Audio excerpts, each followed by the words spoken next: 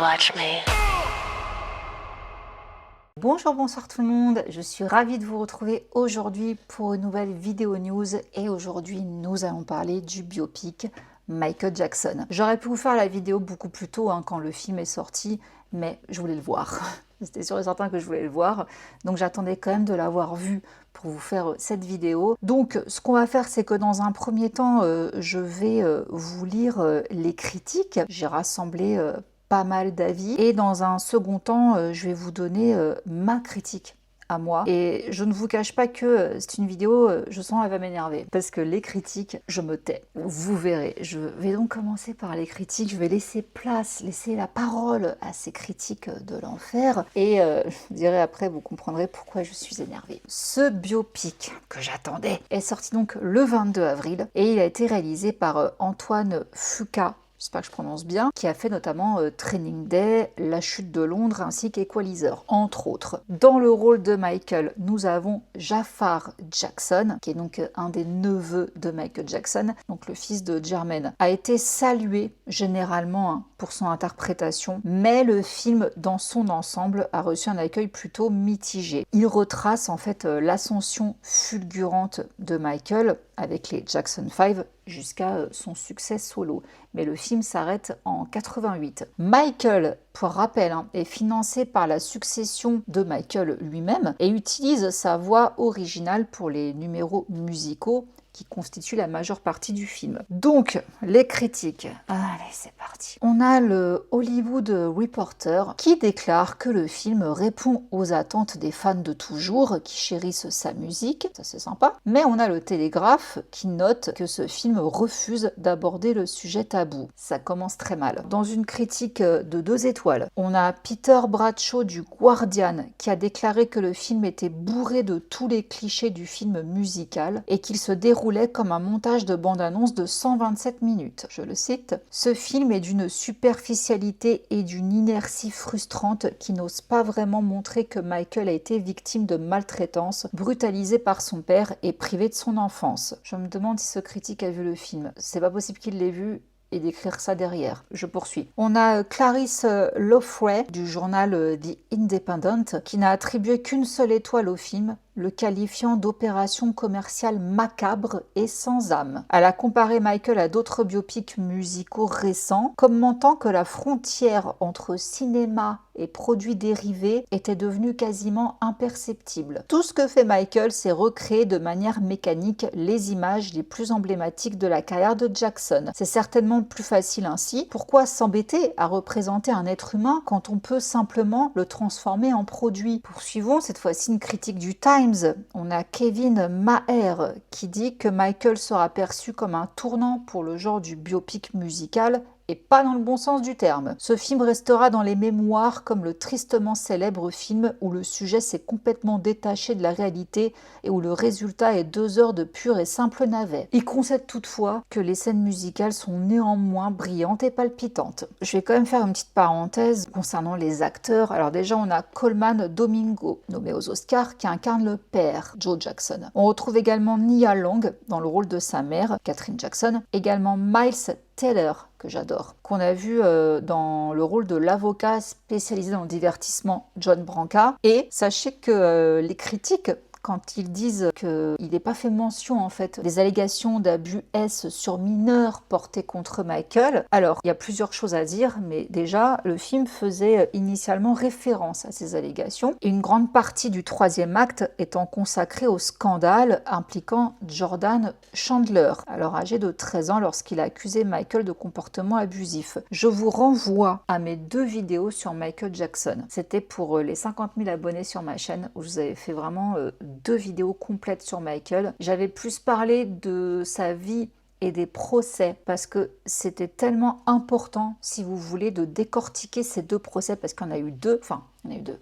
Justement, c'est ça le problème en fait, c'est que le premier procès, ça n'a pas été un vrai procès, c'était un procès civil qui s'est tenu avant un procès criminel et c'est un non-sens absolu. Et c'est ce qu'a mis Michael dans la mouise. Je ne vais pas me répéter ici parce que c'est long à comprendre et ça a été tellement déformé. Les journalistes, ne sachant pas faire leur travail manifestement, ils ont accusé Michael sans avoir compris, ou du moins sans vouloir comprendre, c'était peut-être intentionnel, hein, ce qu'il en était réellement. Après, il y a eu l'affaire, comment il s'appelait, Avizzo, je crois, le petit qui avait le cancer que Michael a aidé à soigner et qui après a porté plainte contre lui, toute la famille, là, c'était quelques années plus tard, je crois vers 2003-2005 environ. Là, il y a eu un procès au pénal, Michael a été innocenté. Le film devait initialement en faire référence. En 2024, on a le journaliste Matthew Belloni qui a affirmé avoir consulté le scénario du film et il a déclaré que le film devait s'ouvrir sur l'arrivée de la police à Neverland en 93 dans le cadre de l'enquête sur les accusations donc d'agression intime portées par Jordan Chandler, donc le petit de 13 ans, le tout premier. Et donc dans l'article que ce journaliste a écrit, il dit « Le scénario s'efforce ensuite de minimiser et de discréditer les accusations et de dénigrer la famille Chandler. Miles Taylor, dans le rôle de l'avocat John Branca, qualifie les allégations d'extorsion et suggère qu'elles sont le fait de parents cupides. Le journaliste ajoute que le message du film semble être que Michael était la véritable victime. Je vais revenir là-dessus, je poursuis. On a Variety qui dit que les images ont été supprimées, de même que toute mention des accusations d'agression S sur mineur, suite à la redécouverte de clauses figurant dans un accord de confidentialité antérieur. Les avocats de la succession de Michael Jackson ont réalisé qu'une clause de l'accord conclu avec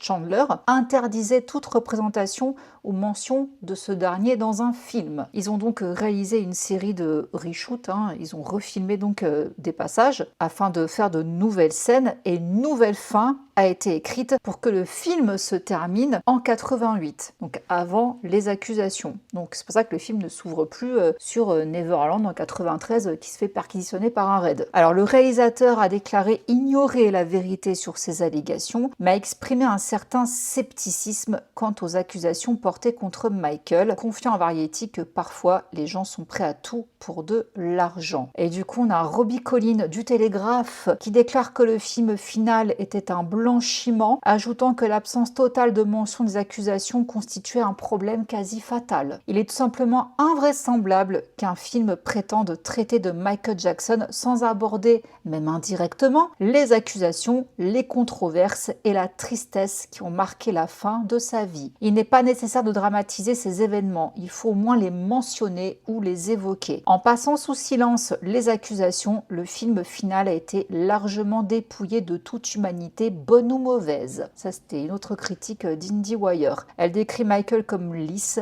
aseptisé et étonnamment terne. Alors, je fais une pause là dans toutes ces critiques parce qu'il faut, il faut s'arrêter 2 minutes. Si on récapitule bien, pour ceux qui l'ont vu, je ne vais pas trop spoiler de toute façon, pour ceux qui l'ont vu, le film effectivement commence sur une scène qu'on retrouve à la fin. Et c'est donc en 88. Michael est en pleine ascension. D'après ce qu'on comprend à l'origine, dans le scénario, ça devait commencer donc en 93 quand il y a les accusations. Sauf que finalement, ils n'ont pas pu les mettre à cause de la clause. Donc on ne peut pas mentionner Chandler, tout ça. Et de dire qu'on passe sous silence les accusations, que dans le script là qu'il a lu, l'avocat dit que c'est des allégations d'extorsion et que Michael était la véritable victime, ça vous dérange, monsieur Matthew Belloni, journaliste? C'est quand même dingue, si vous voulez, les critiques, ce qui m'énerve, les critiques en fait ne veulent pas que Michael soit innocent. Mais c'était même pas les enfants qui étaient concernés, c'était les parents derrière. C'était la machination des parents qui ont fait toute cette histoire. Donc je comprends ceux qui prennent des pincettes à dire que on sait pas, mais voilà, Michael il nous semble innocent.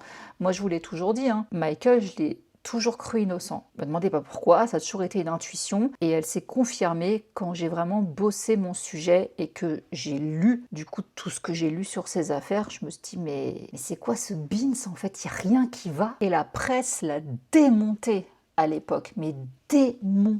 Il n'y a pas de mots en fait pour dire à quel point c'est ignoble ce qu'ils ont fait à ce pauvre gars. Et je vois que ça continue en fait. La presse continue de vouloir le démonter. Déjà, l'explication elle est claire, ils n'ont pas le droit d'en parler. Voilà, ils comptaient l'aborder, ils ne peuvent pas juridiquement. C'est pas fait mention. Attendons de voir. Le film il se termine sur une phrase où il y avait écrit son histoire continue. Peut-être qu'il y aura une partie 2, une partie 3, je ne sais pas. Mais apparemment, c'est quelque chose qui est fortement possible. Et quand bien même on aurait envie que le film s'arrête en 88, et alors, je comprends pas en fait où est le problème. Non, c'est journaliste. Pour Michael, il y a du monde. Par contre, quand il faut aller s'attaquer à des têtes d'État, là, il n'y a plus personne. Désolée, je suis énervée.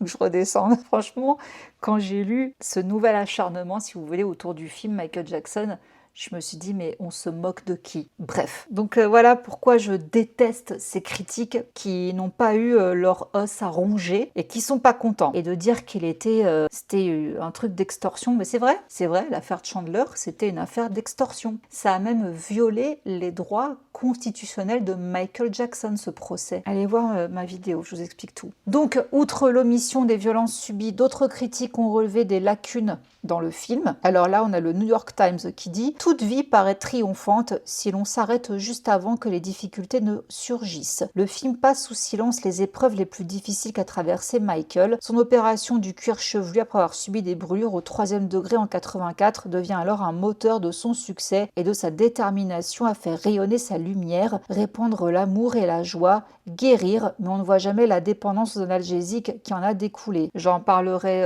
dans ce que je vous dirai sur mon avis du film, où il y aura quelques spoils, mais j'essaierai de vous avertir avant. Toutefois, Michael est initialement conçu comme une série de films. Voilà, enfin un article qui en parle, en plusieurs parties, donc on verra. Il y a quand même une personne qui a été interrogée, il s'agit de Yuko Sumida Jackson, l'épouse de George Jackson, président de Motown Records, qui a accompagné Michael sur la tournée Dangerous et qui a participé au clip Black or White. Alors c'est elle qui a incarné sur scène la figure féminine de The Way You Make Me Feel. Donc tout comme Paris, dont elle est restée proche, cette danseuse n'a pas pris part au biopic. Elle dit en coulisses, il avait aménagé un espace de jeu, on jouait avec les enfants qui l'invitaient, on voyageait avec eux, on allait dans des parcs d'attractions. Michael avait gardé une part d'enfance, il pouvait être extrêmement exigeant dans son travail et en même temps, dans ces moments-là, redevenir un enfant lui-même. Je sais que vu de l'extérieur, ça peut être difficile à comprendre, mais moi, ce que j'ai vu, ce n'était pas quelque chose de sombre. Il n'y avait aucune ambiguïté. Je sais que c'est inaudible, mais c'était tout sauf malsain. Alors, la question, c'est pourquoi la famille de Michael, qui accompagnait le projet, n'a-t-elle pas intégré cette lecture dans son storytelling? Elle déclare « Par peur de relancer la polémique, j'imagine. À un moment de ma carrière, j'ai arrêté de dire que je travaillais avec Michael parce que les gens en avaient une image négative. Et cela m'a vraiment blessée. Tout et n'importe quoi était dit sur lui. Quand j'entendais qu'il avait subi des traitements pour éclaircir sa peau, je savais que c'était faux. J'ai vu son corps de près.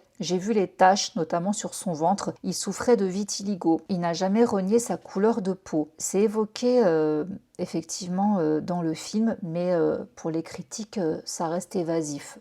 Oui, on va pas en passer 10 ans là-dessus, quoi. À l'époque où le film s'arrête, il n'était pas encore complètement blanc, mais c'est évoqué, bref. Donc pour éviter tous les sujets qui fâchent, il se murmure que le projet Michael a été modifié à plusieurs reprises avant sa version finale, et près de 20 jours de tournage et de remontage ont donc été engagés pour des raisons juridiques, comme je vous disais tout à l'heure. Reste alors une image forte qui pourrait réconcilier tout le monde, celle de la première réaction de Katherine Jackson, la mère de la star, en larmes en découvrant le film, et cette phrase simple, bouleversante lancée aux médias: « Quand je vois mon petit-fils Jafar à l'écran, j'ai l'impression de revoir Michael. » Comme je vous ai tout à l'heure, le Hollywood Reporter n'a pas trop craché sur le film. On a un critique, David Rounet, qui dit que les fans nostalgiques trouveront dans le film une douce sensation de plaisir transportant. Le film s'expose à des accusations de faire de Michael un saint, ce qui ne plaira pas aux partisans de la cancel culture. Et si vous ne parvenez pas à dissocier l'œuvre de l'artiste, ce film ne vous plaira pas. Mais pour les fans de toujours qui chérissent sa musique, il est une réussite. C'est tout simplement un hommage phénoménal aux chansons et à l'arsenic de Jackson. Alors on avait également un autre critique de Variety qui partageait cet enthousiasme en disant « La surprise que réserve Michael, c'est sa qualité et le fait qu'il soit un biopic captivant et accessible. » Et il loue la performance des acteurs et la photographie. On a également Pete Hammond de Deadline qui estime que le film n'apporte aucun éclairage nouveau, mais il ajoute que Jafar Jackson ébloui dans un film que les fans dévoreront. Vous sortirez forcément de la salle en dansant. Et où est le problème? Alors plusieurs critiques, comme je vous disais, ont salué la performance de Jafar Jackson. On a l'Independent qui a notamment souligné la ressemblance étonnante avec Michael. Le Hollywood Reporter affirme qu'il se fond littéralement dans le rôle et Deadline déclare qu'il interprète ce rôle avec une maîtrise parfaite de la danse et un talent dramatique exceptionnel, nous faisant croire que Michael est de nouveau parmi nous. Alors, on a les fils de Michael, Prince et Biggie, anciennement Blanquette, qui ont assisté aux avant-premières du film aux côtés d'autres membres de la famille, mais leur sœur Paris est restée à l'écart. En septembre dernier, après que Coleman Domingo, celui qui joue le père Jackson, a affirmé qu'elle soutenait pleinement notre film, dit-il, elle a écrit en story Instagram « N'allez pas dire aux gens que j'ai été utile sur le tournage d'un film auquel je n'ai absolument pas participé. C'est vraiment bizarre. Beaucoup d'éléments ne correspondent pas à ce que j'ai connu. C'est la raison pour laquelle je ne peux pas soutenir ce film. J'ai lu une des premières versions du scénario et j'ai donné mes remarques sur ce qui était malhonnête ou me dérangeait. Comme ils n'en ont pas tenu compte, je suis passée à autre chose. Pour autant, j'ai envoyé un message à mon cousin Jafar pour lui dire que j'étais fière de lui et que je lui souhaitais du succès, de la joie et du bonheur. Je sais que beaucoup d'entre vous seront contents. Une grande partie du film flatte un public très spécifique de fans de mon père qui vit encore dans l'imaginaire et ils seront ravis. C'est un monde imaginaire, ce n'est pas réel, mais on vous le vend comme tel avec beaucoup d'édulcorants. Le récit est contrôlé, il y a beaucoup d'inexactitudes et même de purs mensonges. Paris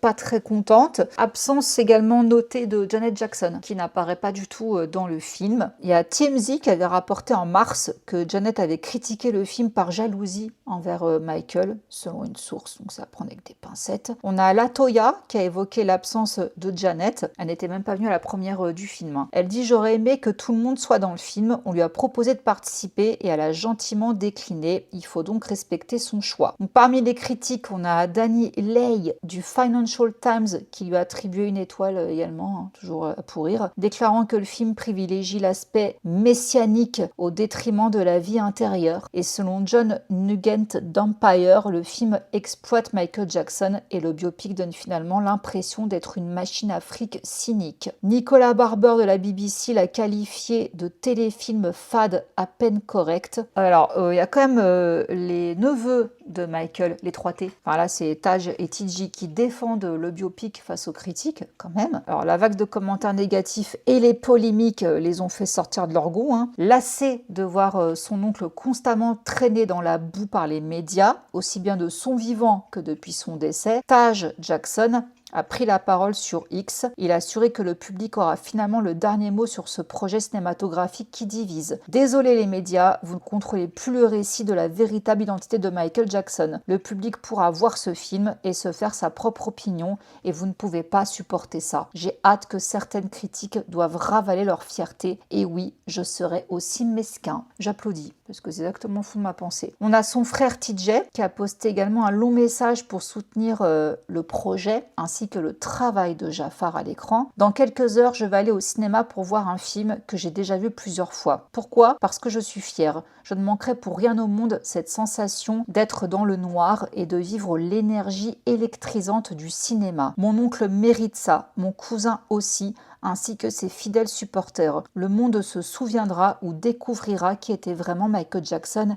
et j'ai hâte. Bon, en tout cas, sachez que le film cartonne. Il a explosé tous les records par rapport à un biopic. C'est le biopic le plus vu au cinéma. Donc, preuve quand même que Michael intéresse toujours. Donc voilà un petit peu tout ce qui s'est dit sur le film Michael. Alors maintenant, je vais vous donner mon avis. Pour revenir sur les polémiques, mais vraiment en vitesse. Est-ce que c'est gênant qu'on ne les voit pas? Non, parce que finalement, vu que le scénario a été retravaillé et qu'on s'arrête en 88, ça n'est pas du coup, je trouve un problème parce que le film dure déjà 2 heures. Donc imaginez si on avait dû aller jusqu'en 93, ça aurait été beaucoup trop long ou alors on aurait dû faire des coupes et ça aurait perdu en profondeur tout ça. Donc je pense que c'est bien que ça se soit arrêté là avant les accusations parce que sinon le film aurait été indigeste. Il y aurait eu beaucoup de choses. Déjà, j'ai vu que certains reprochaient qu'il n'y avait pas assez de détails sur la vie de Michael. Je suis pas d'accord. Alors déjà, avant toute chose, autant vous dire, moi j'ai adoré. J'ai adoré, j'étais voir avec mon grand frère. Ça nous tenait à cœur parce que mon grand frère, Michael Jackson quoi, c'est notre enfance. C'est lui en plus qui m'a initiée quand j'étais petite. Et il sortait le jour de l'anniversaire de mon grand frère. Donc si tu passes par là, encore bon anniversaire, je te fais des bisous.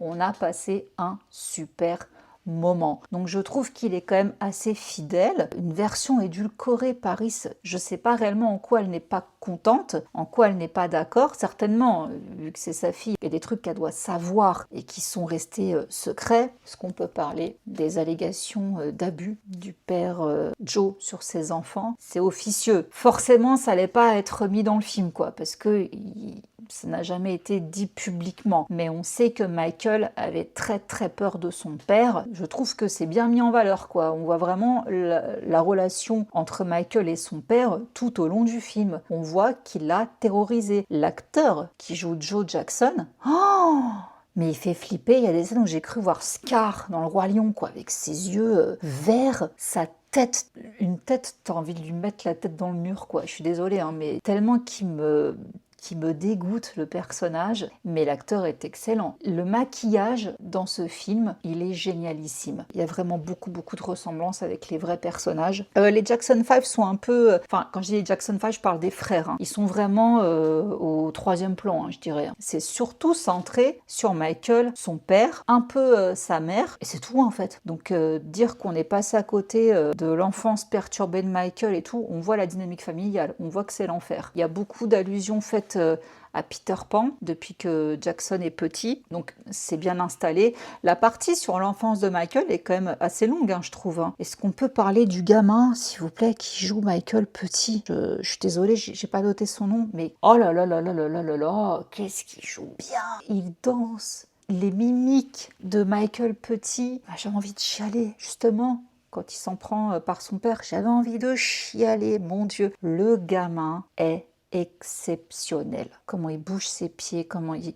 Vraiment de voir un si petit choper autant les mimiques de quelqu'un, je suis ébahie quand je vois ça. J'applaudis. Je dis là, c'est une performance, c'est une magnifique performance, quoi. En plus, chez un enfant. Magnifique. Donc non, la partie de Michael Jackson enfant, elle est très touchante, elle est très bouleversante et elle pose les bases. On voit un Michael petit seul, avec un père tyrannique qui tire sur la corde, hein, qui l'épuise pour en faire lui et ses frères des stars, parce que, comme il explique, ce sont des noirs et s'ils ne se battent pas 10 fois plus que tout le monde, ils n'obtiendront rien. Alors, dans le fond, il n'a pas tort, si vous voulez, mais la forme, elle est très discutable. Hein. Après, on voit Michael plus grand, et là, c'est donc Jafar. Quand j'ai vu certaines images, j'avais peur. Je me suis dit, ah, quand même, il lui ressemble pas trop. Je ravale ce que j'ai pensé, parce que on voit sur plusieurs années l'évolution de Michael quand il refait son nez. C'est un secret pour personne, hein. Je sais plus combien de fois il a refait son nez, 7 fois, je crois. Et je sais pas comment ils ont fait au niveau des maquillages, mais le nez de Jafar change au fur et à mesure que Michael le refait. Plus il avance dans la chirurgie, bon, on va pas 15 000 des chirurgies, hein, 2 fois, et le maquillage qui commence, les sourcils et tout, après j'étais là, je dis, c'est pas possible. Comment il lui ressemble? En fait, si vous voulez, on voit l'air de famille dans les yeux. On voit que c'est un Jackson. Et il a énormément de son oncle. Non, franchement, ce type-là, quand j'ai lu qu'il n'avait jamais joué de film de toute sa vie, que c'est la première fois qu'il joue, je me suis dit, mais c'est pas possible. La façon qu'il a de parler doucement, son neveu le joue à la perfection. J'avais envie de chialer à une scène précisément, parenthèse de spoil, c'est pas un truc de ouf. Hein. Quand il est grand, qu'il commence à s'acheter des jouets avec son garde du corps, qui est presque son pote hein, finalement, parce qu'il a personne, il est qu'avec ses animaux. Une scène qui m'a brisé le cœur, où il rentre d'un magasin de jouets avec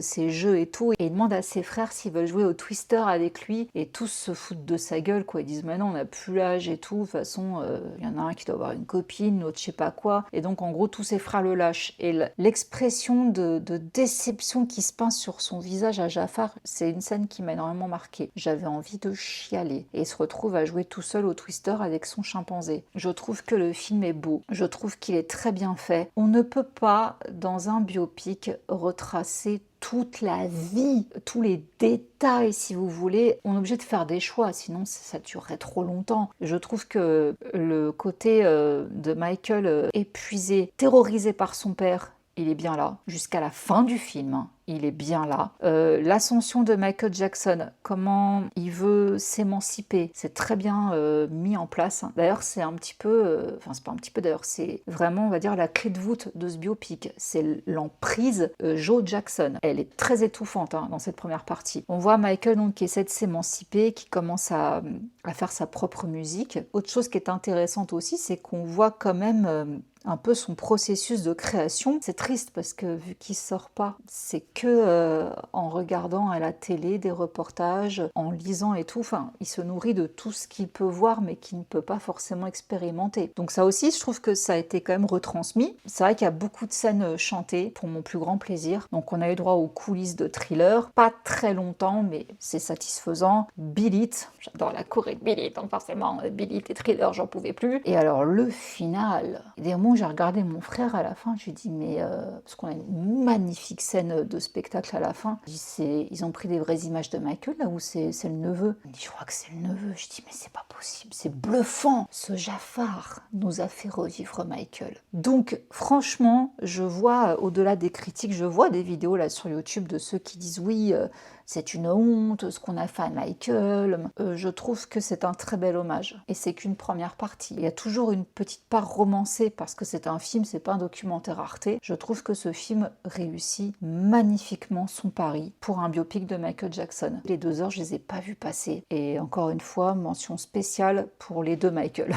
Le petit et le grand, Jafar, qui a vraiment rendu hommage à son oncle. Il a cette expression de pureté et de bonté sur le visage qu'avait Michael. On ne pouvait pas caster quelqu'un d'autre parce qu'il a ce truc dans le regard qui fait que c'est un Jackson, qu'on a l'impression de voir Michael à des moments. Bah écoutez, je vous laisse là. C'était une vidéo critique assez longue. N'hésitez surtout pas à me dire en commentaire si vous l'avez vu, ce que vous en avez pensé. J'ai hâte de lire vos avis. Mouah.